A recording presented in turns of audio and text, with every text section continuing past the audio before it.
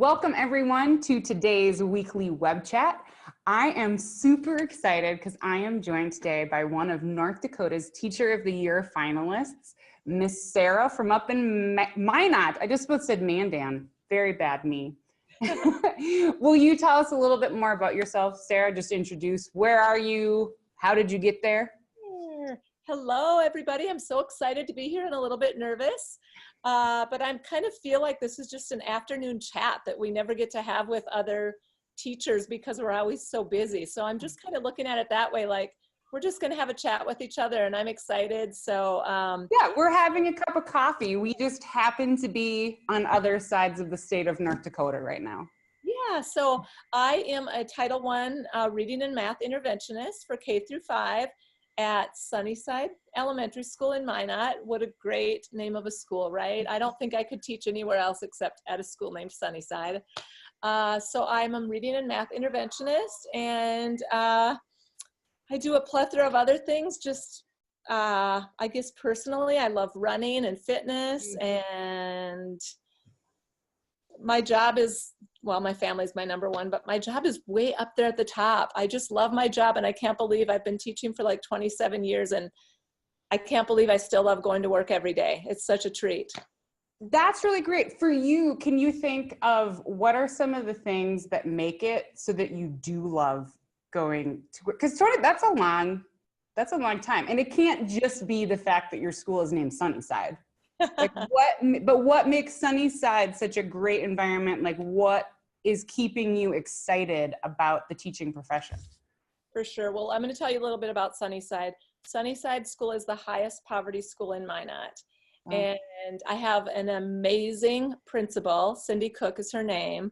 And she teaches poverty classes and has done tons of research on working with kids in poverty. And the culture at this school is really a culture of let's do whatever we can to build relationships with these kids, and the learning will happen. But you know, we know how many kids come to school nowadays with trauma. We have had, you know, if you're a North Dakota teacher and you're watching, you've probably had trauma sensitive schools training. And I've had some of my own family members who have gone through some pretty significant trauma. And so I really have seen firsthand, both personally and professionally, why am I getting emotional? What a difference, what a positive difference teachers and schools can play for those kids who have been through trauma.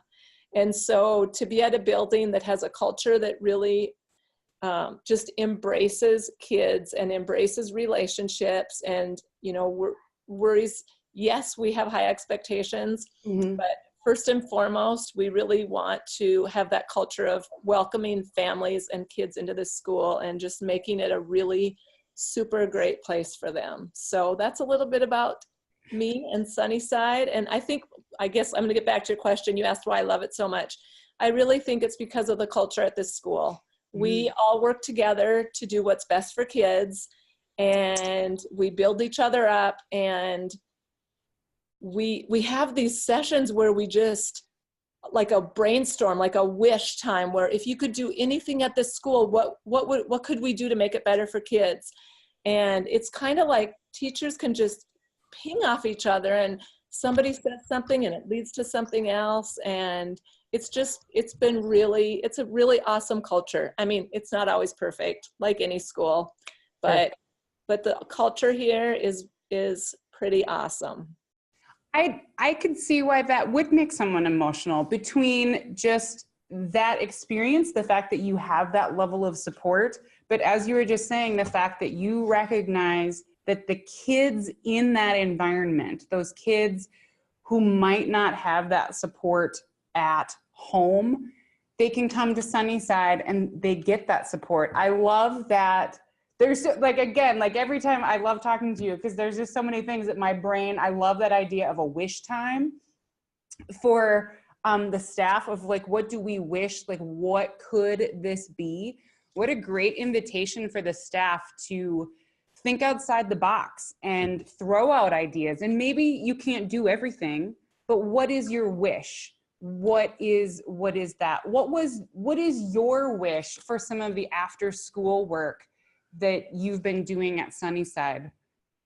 Okay, I'm going to ping back to one of the times we were kind of pinging ideas was last spring, and we talked about having a barbecue at school, and then we kind of talked about how we really wanted to get into our kids' neighborhoods. We wanted to get into the kids' community. And so we thought of the idea of one of the ladies who used to be a secretary here, her son has an ice cream truck. And so we thought, how about if the teachers take over the ice cream truck and go into our kids' neighborhoods in the summer? And so we have a lot of people who are very generous, and just if we ask for money for things, that they will give us money to do things for our kids. And so we were able to give away ice cream treats to kids that came out and found us. And, you know, we put it on social media, and, you know, that was just one of those things that if there's no barriers, if there was, you know, what could you do? And it's fun to start throwing those things out there and then find a way to make some of them happen, because there's almost always a way.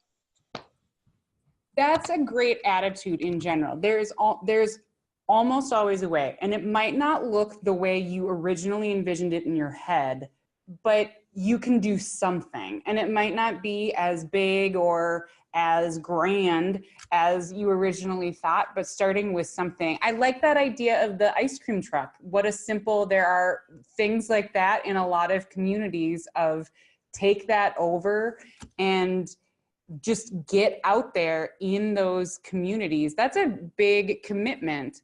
One of my favorite stories of a teacher who did something similar, but it was very personal.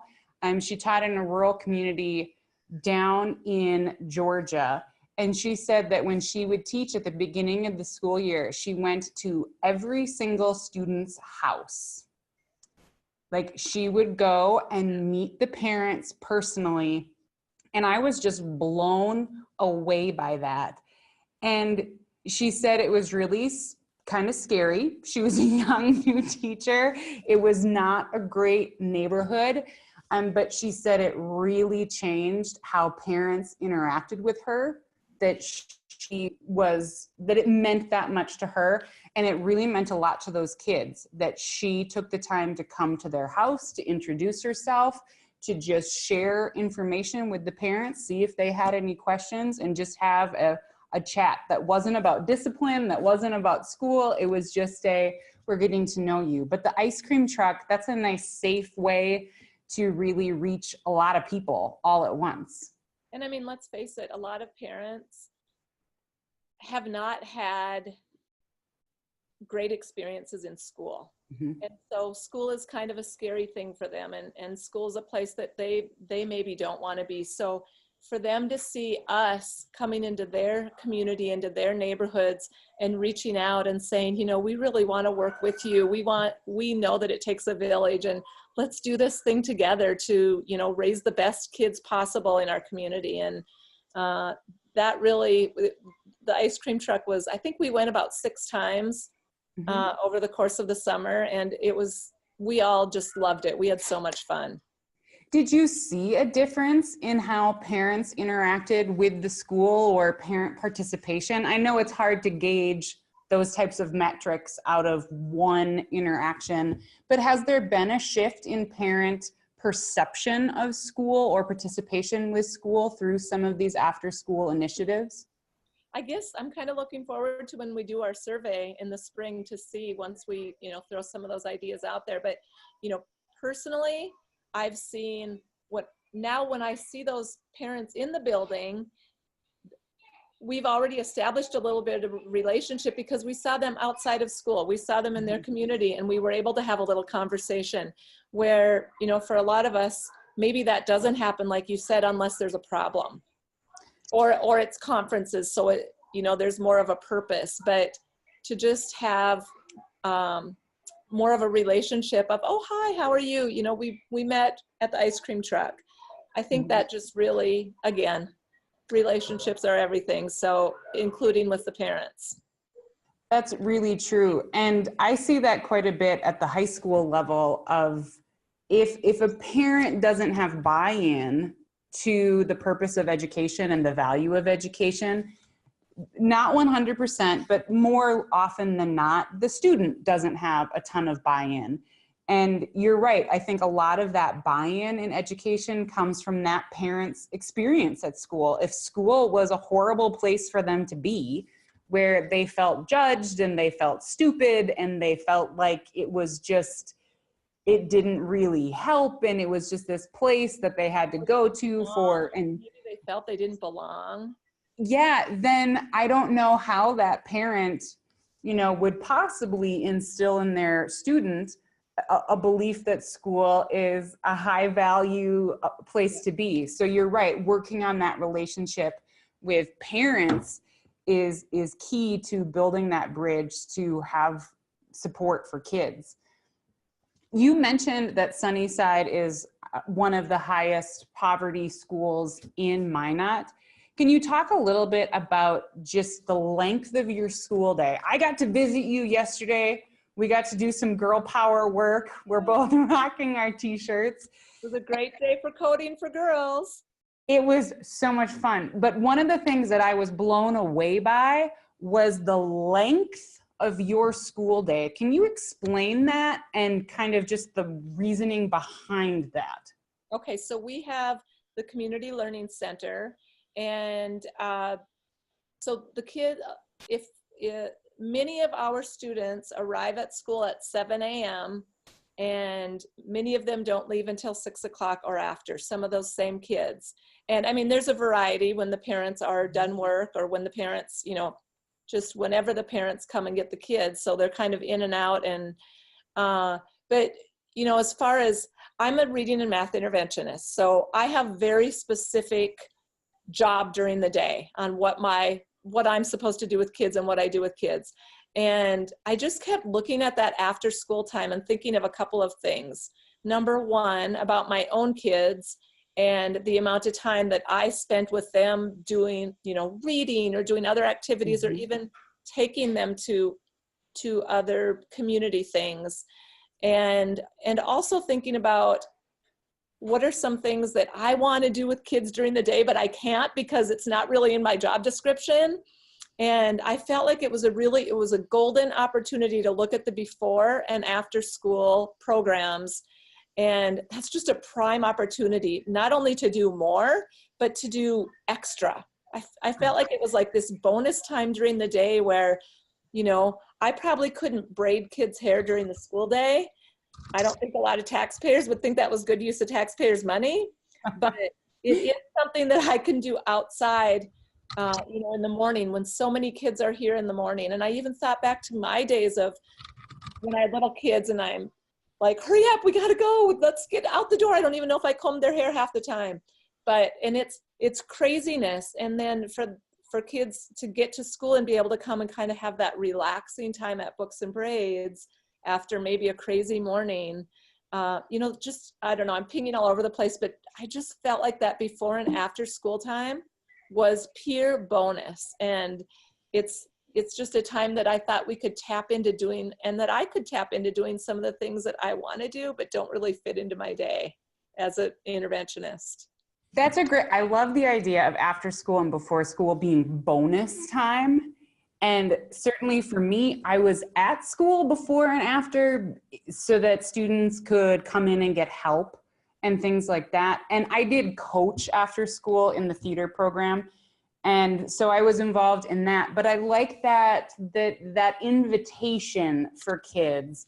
And you're right, what a nice easing into the school day. You have some nice dedicated time. But it sounds like in your school, this was a real need. This before school and after school time was not just a need for the students, but this was a need for your community, that parents needed a place where kids could be so they can go to work because they don't have all of the infrastructure to have a place for their kid to be at 7:30 in the morning when they have to be at work. Is that accurate for some of your students? Exactly. And, just like families all over the place, we have a lot of single parent families, and we have a lot of kids who are in foster care. And so yeah, there's a need for those kids to be at school at 7, and sometimes it is so that mom or dad can go to work so that they can provide for the family. And yeah, you're exactly right. If they didn't have that before and after school program, that would probably put them in a little bit more of a bind with their own jobs and being able to provide for their family. So definitely a need.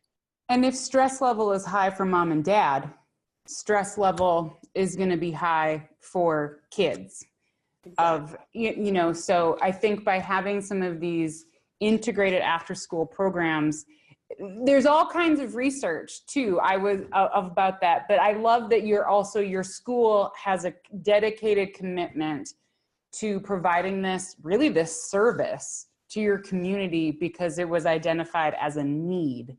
I don't know if everyone can do that, but that's amazing. I want to get into some of the specific, you mentioned the books and braids, and I just mentioned some of the benefits of after school programs. All of the resources that I have in here are linked in the resource packet. The link to this is in the YouTube video description. So you can click on this and you have access to all of these resources. And I certainly, as an after school coach doing theater, I always felt this was true. This quote that's up now, that After School Alliance reports that children who participate in after school programs see improvements in their classroom behavior and increase their likelihood of moving on to the next grade level and graduating. And just anecdotally, as a high school teacher, I always tell my siblings, don't worry so much about what your kid is doing about their grades. It's like, but make sure they have an extracurricular, something that they can be involved in, because that's my experience as a teacher. The kids who are involved in some extracurricular do better at school. They're more connected to their community. They perform better academically. The kids who were in sports were also frequently my best students. Like, they were just connected and they seemed like they just fit better. And I'm wondering what your experience with that is in starting some of these after school and before school activities. How has that affected the students that you're working with? Okay, I want to point out too, your quote that you have up there, so awesome. In our before and after school program actually is a 21st Century Community Learning Center grant. I think that's where the funding came from for our before and after school program. Great. So, yeah, awesome. Well, I guess, when I started with Books and Braids, the one thing I really noticed is kids catching me in the hall.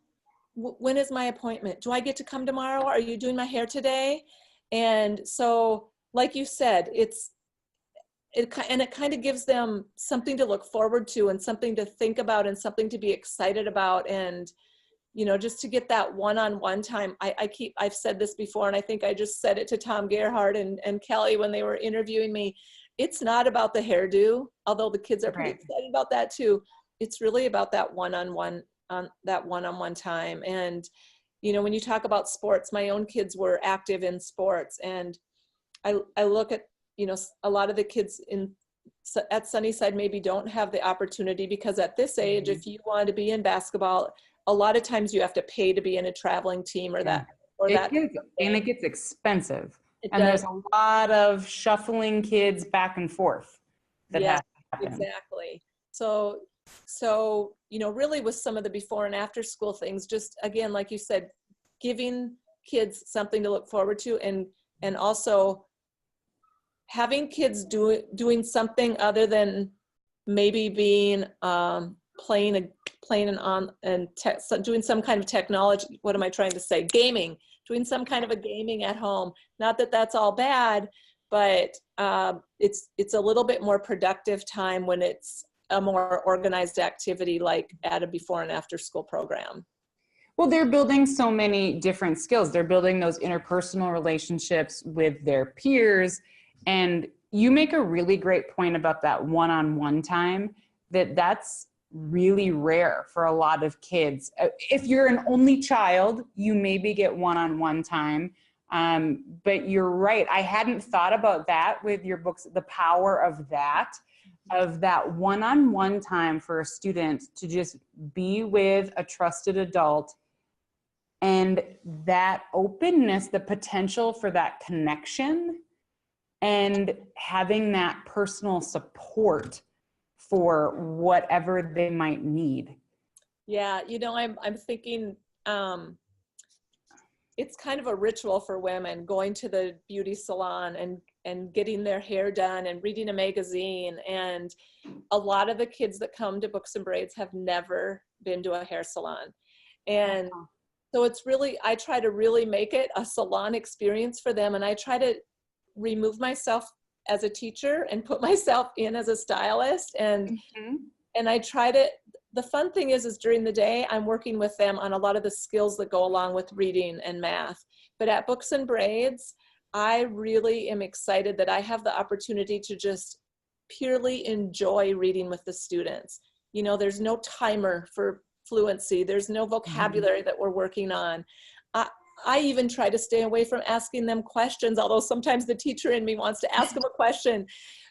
I want them to just enjoy themselves reading. I want them to love books. And I think that that's a great way to do that. And also, when someone's touching your hair and playing with your hair, it relaxes you. And I have really noticed the kids, it just seems like the tensions and stressors that I sometimes see when they're in my room during the day for reading, they kind of go away when they know that I'm just enjoying listening to them read. I'm not going to be a teacher. I'm just going to listen and, love on them and give them a little bit of TLC. That's really sweet. About how long some of the practical things, about how long is a beauty appointment with you in the morning? I think if anybody ever wants to try Books and Braids, it's so easy to try. I think I mentioned this to you yesterday. I thought of it on a Tuesday, and on a Thursday, it was going. Because really all you need is, I did need to buy some combs at the dollar store because I knew that I wanted them to take their own comb home. And since then, I've had a lot of things that have been donated. So it's been really, really awesome that way. But I do it in the morning before my contracted teaching time. And I guess it just varies. And this is where I just want to say to teachers, if you're thinking about doing something before and after school, just dive in and try, just take that first step, be brave. And even if you think you don't have everything ready and it's not going to be perfect, just do it. That's what I did. I just thought, I'm just going to do this. I'm going to go grab a kid and I'm just going to try this and see how it goes. And so by Thursday, I was doing it. And it's typically at 20 minutes to 30 minutes, sometimes longer. And it kind of depends on what my morning is like and what I have going on and how much time I have to spend with the students. If I have a little less time, then I'll look at my appointment book and grab a boy, because we have dudes and dudes now too. So coming in. And so you really can make it work for you. It's not like I'm saying I have to do Books and Braids for 30 minutes. I want to do Books and Braids, and I'm just going to work it in when I can. Okay. So it wouldn't have to be every single day. If you're a teacher who wants to try something like this, it could be a once a week kind of commitment that you schedule. And certainly for someone like me, I can't do my own hair, let alone do someone else's hair. But I was thinking about this so if you love this idea, you might be the instigator in your school for helping coordinate. Maybe it doesn't have to be you every day. Maybe there are different stylists who are willing to help with this, and different teachers within the building who might take appointments. And so like for a teacher like me, I probably could not, no student would want to walk around for the rest of the day with whatever I would do to their hair. They wouldn't want to do that. But I could support it and do other things.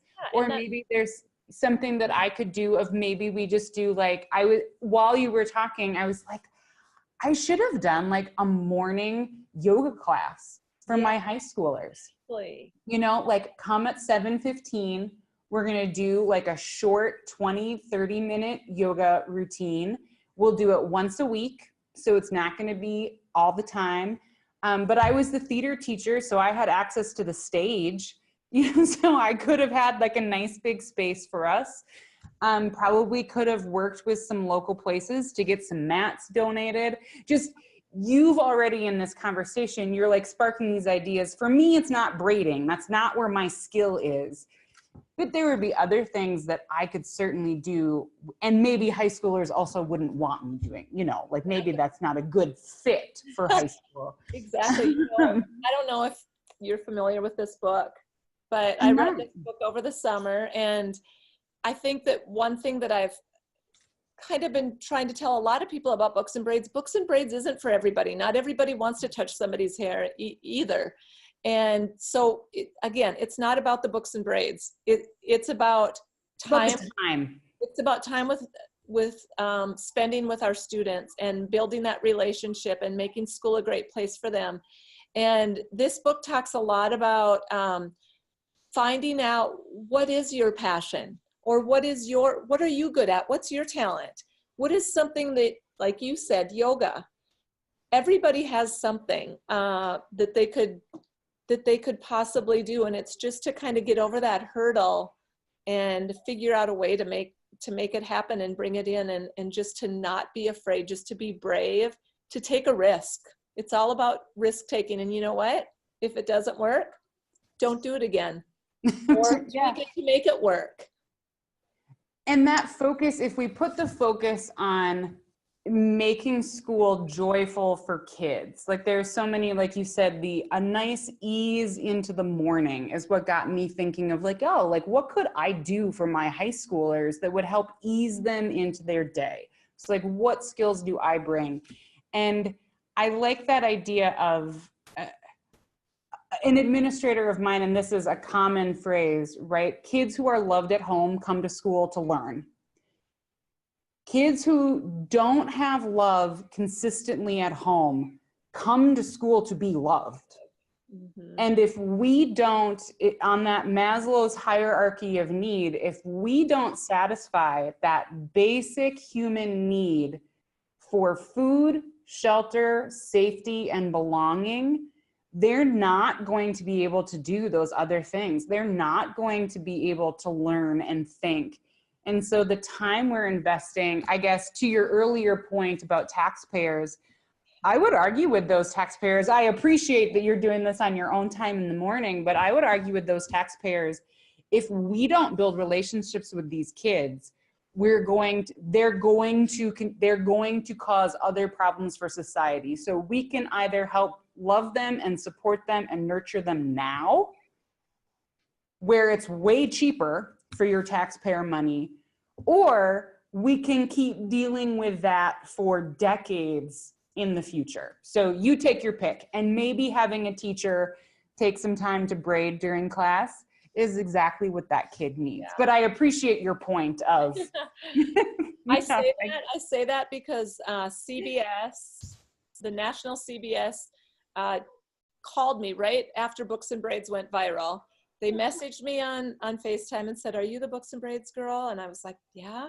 Can we interview you?" And I thought, I wasn't really sure if it was the national CBS or if it was local, but I kind of thought, I kept looking, but like, I think this is national. So they put together a super cool little video, and it went on their Facebook page, and my daughter, it just went crazy. And my daughter came home, and I had looked at it, but I hadn't been kind of following every comment. And my daughter said, "Mom, you just can't worry about what other people say. You know, there's always those people on Facebook." And I was like, "What?" And so I started reading some of the comments, and there were a few people that said, "What a waste of taxpayers' money." And then other people, Emily said, "Mom, Facebook will stick up for you. It polices itself." I didn't have to say a thing because so many other people said, like you said, this is a teacher trying to do extra for kids. And then a lot of people said, she's doing this before her contracted teaching hours. Right. Like so, this is not a problem. And we talked about before contract teaching hours. We mentioned this yesterday. I got to come up and visit with you, and you just also wrapped up. You have an after school girl power club that you use for these. And so this is a group of 3rd through 5th grade young women. And yesterday I got to join them and we did some coding in the classroom. But what was the inspiration? What helped? What was the impetus that led to Girl Power?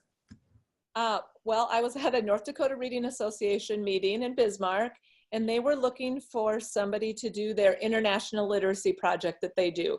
And I think in the past, it's just been, you know, you send some books to another country, maybe have kids make cards. So I volunteered to do it, thinking that exact same thing. Oh, this will be nothing. I'll send some books. I'll have kids make cards. So when I started researching, you know, which countries have the highest illiteracy rate, so I could figure out where to send the books, a staggering statistic kept popping up, and that was illiteracy for girls. And 2/3 of the illiterate people in this world are female.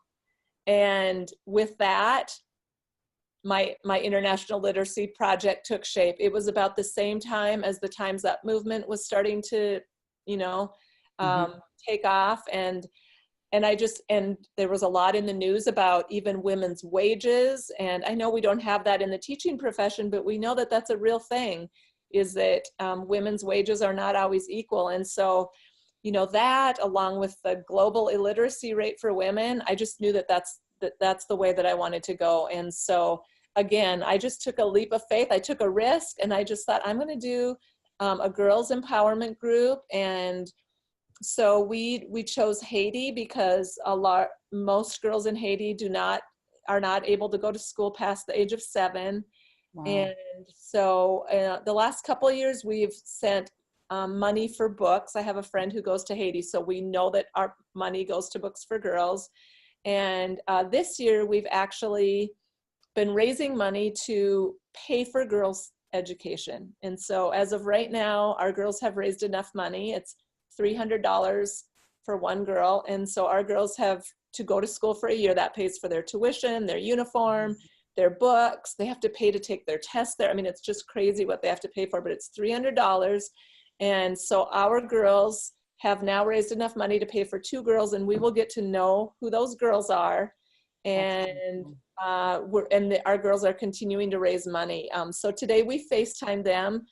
And we FaceTime them several times a year because my friend goes there, and then that's kind of our connection. And it was absolutely heartwarming today to talk to them and hear about what Christmas is like for them compared to, you know, the poverty level in Haiti compared to the poverty level when I talk about Sunnyside being a high poverty school it's much different. And so for our girls to see that kind of poverty and hear about them having bathrooms, all of them outside their homes, and all of them having their mothers who have never attended school. It's just that global connection. You know, we have the world at our fingertips with technology now. And I'm really excited about, number one, empowering our girls to make a difference in their lives and in the lives of others, but also raising our kids to see that they can actually do something for others, and even at this young age that they can do something for others, and just to be globally responsible citizens. We could talk forever, but I have to say one more quick thing. After one of our FaceTime sessions, when they talked about they've never tasted ice cream, they don't have electricity, all the ways that they're different, we also talked about how we're the same, and that our girls and those girls have a lot of the same dreams. And after we were all done, a little girl came up to me and said, "Mrs. Medalin, those girls in Haiti are just like us." And that still kind of brings a tear to my eye to think, exactly, they are just like us, and they deserve the same opportunities that we have too, don't they? So, Girl Power has just taken off. This year we turned it to an after-school club, and we like to bring in females in non-traditional career fields for women to expose our girls to a lot of options for them. And it's been great. And having you yesterday for coding, kids came to school today wanting to do more coding. So I'm excited for you to share some of the info about coding that I know you've put together to share. That's a lovely segue. I do thank you for helping instill this I like the goals of that are just so beautiful to me. Like, this is about empowerment, but you're right. We have, with technology, we have the ability to connect to people and with people that it wasn't possible. Yes, you could do pen pals or something like that, but what a powerful experience for those girls. And yesterday, just talking to them, they were really fired up of, you know, like, they're there after school and they were excited and they were engaged. They were excited about the phone call with Haiti today. And in general, like, for that group, do you, like, has that shifted? Are you feeling that sense of empowerment? You talked about the empathy that is clearly developing in them. Are you seeing that burgeoning hope for themselves as well as that empathy for others? I think we're definitely seeing hope in our girls, and we're also hearing our girls talk about their future and what they might want to do in their future. And so that's been that. Tomorrow, we're excited about tomorrow. We're FaceTiming with Senator Heidi Heitkamp. And so we're excited to talk about women in politics with them. We had Superintendent Baszler here who talked about women in politics, and we need more women in politics. And so definitely, I feel like we're empowering those girls. And, you know, I read in a book one time, I think it was Sally Ride. It's a quote by Sally Ride. And I think the quote goes something like, "You can't be what you can't see." So we really need to let our girls see women in these career fields so that they can see themselves in these career fields also. And if you are working in a school population where some of those girls maybe from a single parent home with, maybe they're just living with dad, they might not have a female in their direct life that is serving as that role. Or like you said with the girls in Haiti, none of those girls' parents went to college. And so if that's not within your worldview, it might be harder to look ahead and say, yes, I can go to college. If it feels like, well, those people go to college, those people do that. I like that shift that your girls are talking about their futures and what they can do, not just what's possible for other people. Exactly. You know, I think I've seen, instead of asking kids what they want to be when they grow up, we should be asking them, what impact do they want to make on this world? And I think that's one thing the girls are definitely learning through Girl Power. And, you know, for the boys in the school too, we've made it very clear to the girls and the boys that this is not about girls being better than boys. This is about girls being equal to boys. So there was kind of a little amount of time where the girls kind of thought they were, you know, maybe rubbing it in the boys' faces. They're like, oh no, girls, we are not better than boys. We are equal to boys, and we should be treated equal to boys, and we should have equal opportunities to boys. So yeah, we all have our own strengths. We might be different. We might be more similar in different ways. But that's a good conversation. Like you said, not everything is going to be perfect right out of the gate. Like, you might have some little unexpected bumps like that, but you deal with it and you adjust, and the kids will roll with you, is my general experience if things aren't going quite to plan. I do want to share some of these free resources that are available for North Dakota teachers. The North Dakota After School Network is a great way to get ideas about after school programming and to check into some different funding and support that they can provide. So they have a summer conference, even the North Dakota Out of School Time Summer Conference. So that's this July, the 30th and the 31st out in Bismarck. So registration isn't quite open yet. It opens in January, but a nice thing to know about, like if you've been inspired by some of these things that Sarah's been talking about and some of these, like, right, you see a need in your community, like Sarah did, of saying, I'm gonna do the books and braids. I see this need, like kids need some one-on-one time, or I wanna do something to work with girls, so this literacy program, and it sounds like to some extent that like things just snowballed. And like now you have this thriving after school club.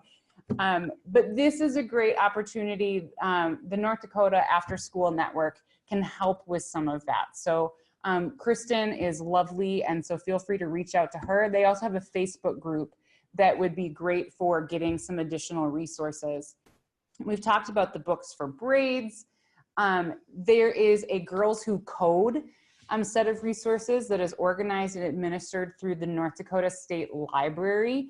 And you do not have to have coding experience to facilitate this, and it's all free resources. The 3rd through 5th grade coding club, you don't even need to have computer access. They go through the sequential thinking and problem solving connected to coding, but you wouldn't even have to have devices to do that coding. So all of the contact information, all of the resources are on this slide to learn more about the Girls Who Code and how you can get involved with that. The North Dakota Library also has a whole bunch of STEM and coding kits that if you did have an after school, like what a cool, you mentioned to me that you're starting a Saturday program, and that was part of what got my wheels going for some of these resources. Can you tell us about your STEM Saturdays? Well, I can't tell you a lot about it, not because I'm trying to keep a secret, but because we are in the very beginning planning stages. Again, it was one of those things, most of our kids love being at school. And it's because this is safe. It's a safe place for them. And it's where they have structure. And for a lot of them, it's where they get meals. And so we just decided that it would be, I was thinking again about my own kids having, dance on Saturdays when they were younger and taking them to basketball, and that a lot of our students aren't able to be in those kinds of activities, and they aren't able to even get to the library maybe on a Saturday. And so what could we do again right here in our community so the kids could come right to our school? There's a lot of cool things going on in Minot that maybe don't cost money, but it's still hard for them to get to those. So to be right, and there's kind of a comfort zone to have it right here at your own school, we think that more kids will decide to do it. And so we just decided, again, we don't know what the heck we're doing, but we are having a planning meeting tomorrow, and we are going to just make some decisions. But we really decided that we wanted to, we're looking at like the Ron Clark Academy things and thinking, what could we do to just make this wild and crazy fun for them? Let's do some crazy fun experiments and get those kids in here. And like you talked about, it was almost sounded like a forensic kit that you could get that let the kids solve things. And I love that idea because we want them to just be super excited to come, and we want to make it crazy. Some of the things we just don't have time to do during the day, would love to do during the day. And as far as funding for this goes, we applied for a grant and we did not get it. So again, I just want to talk about sometimes it is hard to follow through with these things if you don't have funding. But we really just decided that we're going to just try it without funding. The teachers are going to volunteer, and we're going to use what we have right here at school. And you gave some great, we're probably going to check out every one of those things from the North Dakota State Library. And we're just going to make it happen and just go with it. And hopefully it will be, it may not be successful, but we will add to it and change it and tweak it. And, like we talked to our kids about learning from failure, boy, we should sure take that same advice and just try things and learn from our failure sometimes. Yeah, if we never, and I don't want to speak for you, but for me as a teacher, if I didn't keep trying things, and sometimes my fear of failure will slow me down. It is certainly a problem for me. But if I didn't try new things, I would get really bored as a teacher. And you talk about the joy after 27 years. And in listening to you, I do have to wonder if part of that joy is because you are taking new risks. You are finding new experiences. It isn't the same old thing. You're continuing to adapt to the needs of the kids, but that's also helping you to adapt to some of your interests and some of your, just some of your goals that are maybe changing and shifting, and that keeps the joy and the fun in this profession. Definitely. I say that often, books and braids is such a beautiful way for me to start my day. I absolutely love it. And you know how I feel like stylists and bartenders are the people that other people tell everything to. And that's kind of the same way for my hairstyling. When they're not reading, I hear a lot of really hilarious stories, and some stories that I kind of shut them down and don't want to hear. But yeah, definitely fills me up. And you know, one thing I really want to say for anybody who's checking this out or who checks this out, I don't want anybody to like look at these initiatives that I'm starting and think, oh my gosh, I couldn't possibly do all those things. How does she do that all? I don't want anybody to ever think that. That's not why any of this is out there. And I just want people to look at some of these ideas and other teachers. And like you said, I feel like during the No Child Left Behind era, we really lost the art of teaching. And when we were so focused on test scores, and we know our kids are so much more than a test score, I kind of think you and I talked yesterday, Darcy, about that pendulum swinging back a little bit. And I feel like we're getting back to the art of teaching a little bit, which is just a beautiful thing for students. But for teachers, I want you to, my advice to anybody out there is just take a risk and try something that interests you, and don't worry about failing. Take that risk and just try it. And don't think that you need to do all of the things that Sarah is doing. You know, like if you're my kids are big. My kids are bigger now. I'm, you know, like I have a little more time to try a lot of these things. So that's one thing I really don't ever want people to think is, oh, I couldn't do that, so they don't try anything. Not at all. Right. So if you have that, like I was saying, for me, maybe one day, one morning a week is what I would be able to balance in with my teaching and my coaching schedule. Or maybe it's one day a month is what is comfortable with your schedule. Or maybe just be honest with yourself. Maybe right now you have a great idea, but maybe you can't do it because of little kids at home and a teaching schedule. It doesn't mean that that project, that idea might not be doable with other help from other people in the community. You mentioned some of these free resources. I'll just rattle these off. Sorry, I jumped ahead. I couldn't remember if you had shown them on or not. No, you're fine. Like this is all, like I can summarize these quick. PBS has a lot of free resources for teachers, and some of these are just pretty cool. So there are Odd Squad Be the Agent activities. Each of these are designed to be about 60 minutes long. There are 10 different adventures that the kids go on. So it comes with all of the steps that you need, like the PDF to download. And then they start with a video of the Odd Squad kids setting up the problem. And then you as the teacher, all of the materials that you need are outlined in that PDF so that you can set up this, you know, the case that your students have to help Olivia and Otto make sense of odd happenings and put things back together. And they use math skills in order to do that. So Odd Squad, just a nice connection to some of those things. We talked about PBS Scratch Junior.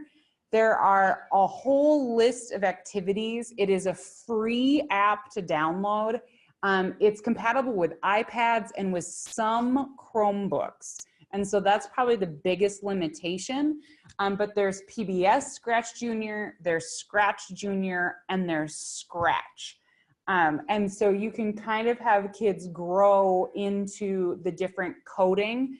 But what I like about Scratch Junior is it's coding, but you also end up telling stories. Like I think about what your girls created. The goal of yesterday's hour was really to just get them thinking in that sequential coding mindset and to learn some of the basic icons.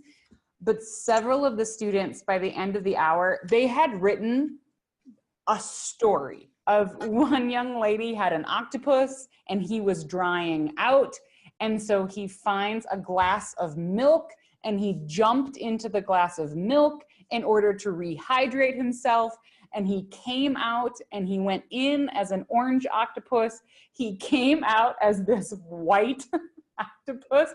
Like it was pretty funny, like what she had come up with. And I was like, I don't know how you accomplish this in the limited amount of time that we've had, but that's a funny story about this octopus who's drying out, and he got rehydrated in a glass of milk, and now he like changed colors. So I like the coding of sequential thinking, but Scratch Junior allows you to do a lot of storytelling, and they have these activities that set up a problem, and then the students have to code a solution. So again, just a nice, like, some of that work is done for you. And don't worry if you can't do it.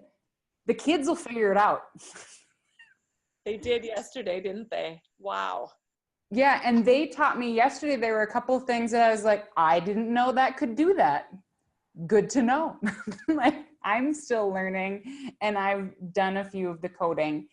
There's also this Design Squad Global, and they have 6 and 12-week Design Squad Global activity guides for teachers. So again, these are all STEAM activities, and you can do 6 weeks, 12 weeks, little camps. And so they have, again, a whole guide, and that's, click on this link, and it's a whole guide, and it takes you through all these different activities.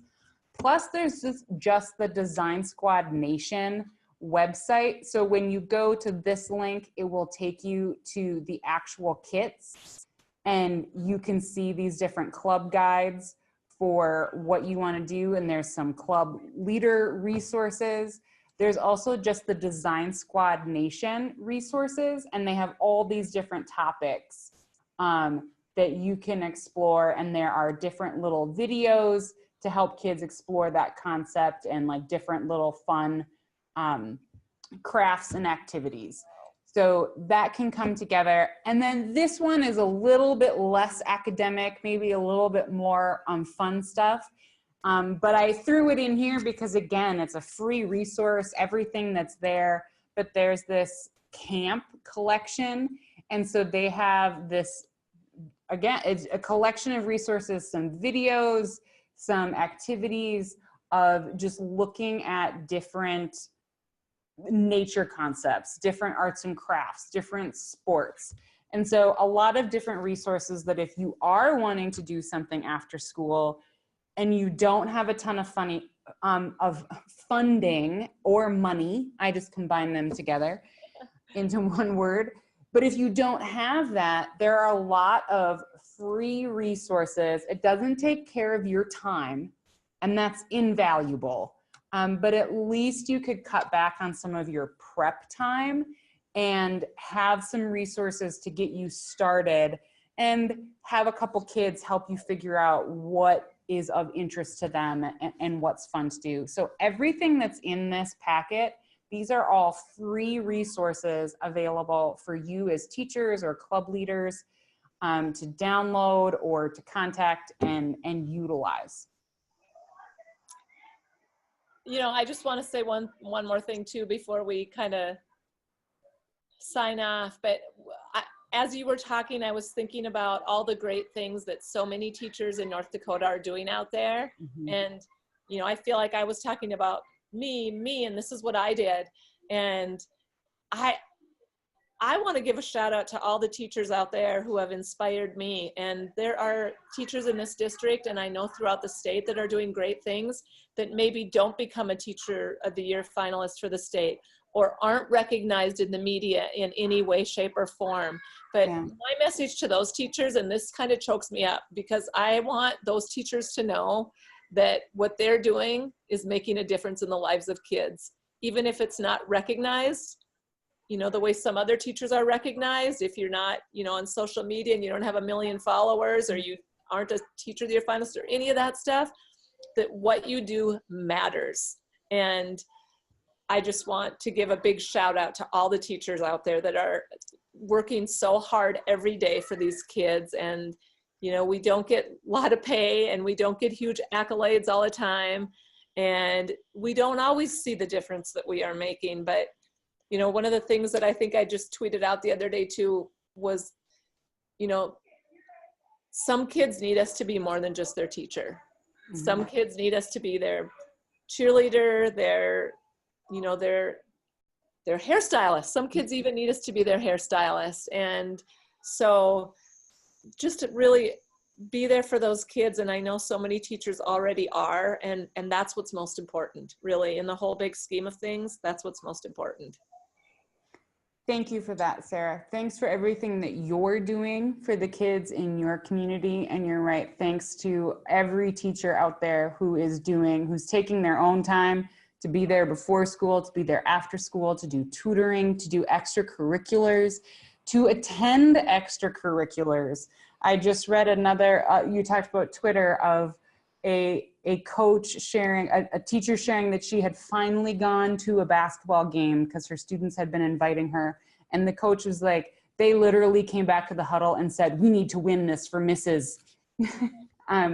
So going to sporting events and arts and culture events, going to choir concerts, for all of that time that you are giving of yourself and sharing, it does make a difference. The kids notice, even if they don't always tell us. They do notice, and it does make a difference. So thank you, Sarah, for all the things that you're doing to make a difference for girls here and in Haiti. And thanks for being with us today. Thank you for all the things you're doing. I hope everybody reaches out and takes advantage of some of the amazing things that you're doing for our state, because you are really doing some amazing things, and I'm so happy to know you now. Me too. Thanks for being here today. Yeah, have a great day. Bye. Bye.